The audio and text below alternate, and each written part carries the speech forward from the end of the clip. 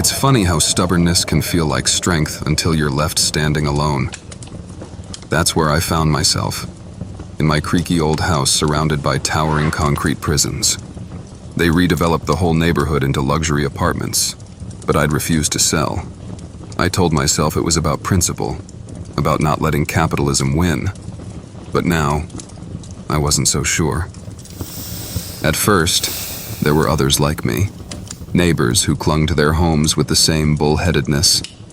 Slowly, though, they trickled away.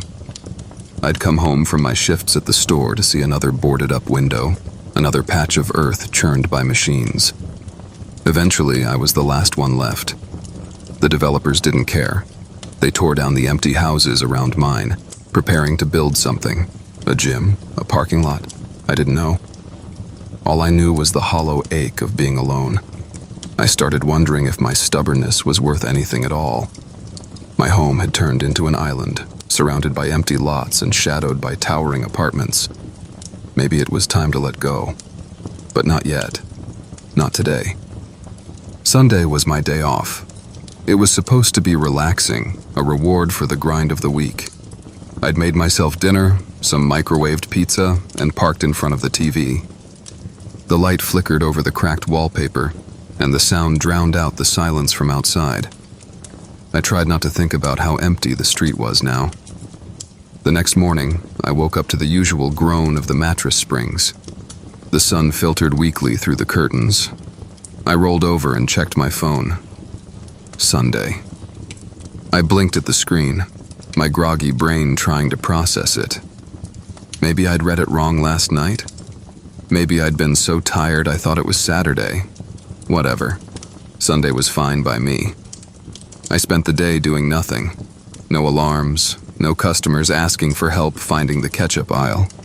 Just me, my thoughts, and the hum of the TV. It felt good to shut my brain off. When night fell, I crawled into bed, satisfied. The routine was normal, comforting. The next morning, I woke up and checked my phone again. Sunday. I laughed, more amused than concerned. Some fluke, maybe. My brain playing tricks. I still got up and started getting ready for work, pulling on my uniform. When I walked into the store, though, my manager looked confused. "You're off today?" she said. "It's Sunday." But I trailed off, trying to explain myself. There was no point. Maybe I'd mixed things up after all. So, I walked back home, feeling slightly foolish, but mostly relieved. A second Sunday off was a gift. Why complain? By the third Sunday, the weirdness began to creep in. The streets were quieter than they should have been, even for early morning. A lone pigeon strutted on the pavement, its beady eyes watching me as I walked to the corner store. But it was closed, its metal shutters pulled tight. A sign on the door read, "Closed for maintenance," even though it hadn't been there the day before. When I got home, the unease gnawed at me. I sat in front of the TV again, trying to push it away, but the shows felt off. Reruns I didn't recognize, characters talking in strange, clipped voices. Static crept in now and then, distorting the screen. I turned it off and sat in silence. It didn't stop. Every time I went to bed, I'd wake up to the same thing. Sunday. At first, I tried to make the best of it. An eternal day off didn't sound so bad, right? I slept in, ate whatever I wanted, watched all the shows I'd been meaning to catch up on. But as the days, or Sundays, dragged on, the cracks began to show. The store never reopened. The streets emptied out completely. No cars, no pigeons, no people. Just me and the looming shadow of the apartments. I shouted into the silence, but no one answered. And then the house began to change. It started with little things. A fork missing from the drawer. A mug I couldn't find, even though I'd used it the day before. At first, I chalked it up to forgetfulness. But the disappearances grew bolder. The dining table vanished overnight. My bookshelf emptied itself, one title at a time. Soon, all the books were gone. The TV flickered erratically, its once comforting glow now a grim reminder of how alone I was. Even it wasn't spared. One morning I woke up to find it gone, leaving an empty space on the floor. All that remained was my bed. By this point, I stopped trying to leave the house. The outside world felt wrong. The sky was always overcast, a dull gray that seemed painted on. I couldn't hear birds, or wind, or even the hum of the air conditioning. It was as if I was the last person left on Earth. I didn't sleep much anymore.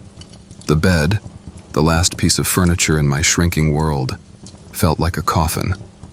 I lay awake, staring at the ceiling, wondering what would disappear next. The walls began to peel, their plaster crumbling into dust. The floorboards groaned underfoot, and then they, too, started to vanish. My house, my stubborn pride, was being erased piece by piece.